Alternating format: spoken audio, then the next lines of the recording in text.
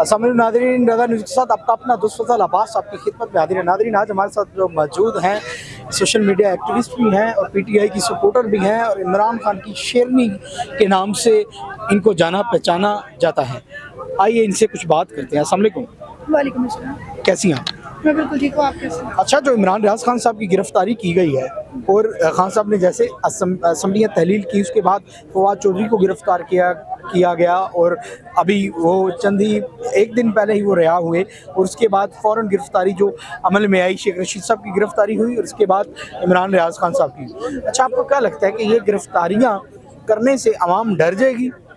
देखिए, मुझे ना कोई 5 दिन पहले एक मैसेज आया कि हम ना लिस्टें रेडी हो चुकी हैं, बहुत सारे नाम उसमें ऐड हो चुके हैं, तो ज़रा मोहतात रहना। अब मज़े की बात है कि मैं जब भी बोलती हूँ तो आपको पता है कि छप्पड़ फाड़ के ही बोल रही होती हूँ, या तो मैं बोलती नहीं हूँ। आपका वाक़ा बहुत बड़ा है। हाँ, मेरा बागा बहुत बड़ा है और मेरा बागा जो है ना वो कंसर्न पर्सन तक भी जाता है, मुझे इतना भी पता है, ठीक है, क्योंकि मुझे इस तरह की कॉल्स मौसूल हो चुकी हुई हैं। अच्छा, अब बात ये है कि आपको लगता है कि गिरफ्तार होने से कोई डर जाएगा और इस डर से वो पाकिस्तान के लिए नहीं बोलेगा। ऐसा नहीं होगा। जब पाकिस्तान की बात आती है ना तो वहाँ पे हमारी फैमिली, हमारा मालो ज़र बेमानी हो जाता है, हमारी इवन जिंदगी भी बेमानी हो जाती है, क्योंकि हम पैदा होते हैं ना तो हमें तब से ही सिखाया जाता है कि पाकिस्तान से प्यार, होमलैंड होमलैंड प्यारा लैंड, ठीक है। तो उस होमलैंड के लिए जब लड़ने की बारी आती है, चाहे वो नगमा सुना है, ए वतन प्यारे वतन या कुछ भी, बचपन से आप प्यारे वतन कह रही हैं, तो कोई नगमा सुनाए ना। मेरे वतन मेरे बस में हो तो तेरी हिफाजत करूं मैं से। साथ म्यूजिक भी तो होना चाहिए। खिज़ां से तुझको बचा के रखूं, बहार तुझ पे निसार कर दूं, मेरे वतन शेरनी तो चंगी भली सुरीली भी है भाई ना, पहली शेरनी जड़ी सुरीली भी है।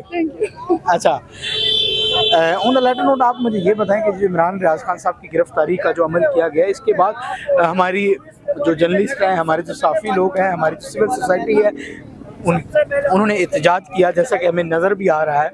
तो आपको क्या लगता है, इन एहतजाज के बाद इमरान रियाज खान साहब छूट जाएंगे?